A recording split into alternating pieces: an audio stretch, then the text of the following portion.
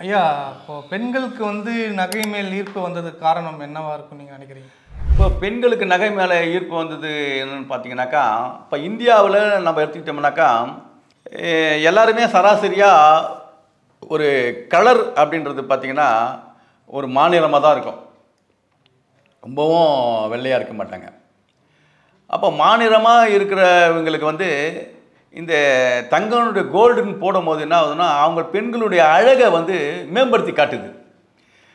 பெண்களை வந்து அது மேம்படுத்தி காட்டும் போது அவங்களுக்கு அது அழகை கூட்டி கொடுக்கறதுனால, அழகை இன்னும் அதிகமாக காட்டி கொடுக்கறதுனால பெண்கள் வந்து அந்த நகையை விரும்பி போட ஆரம்பிச்சிட்டாங்க.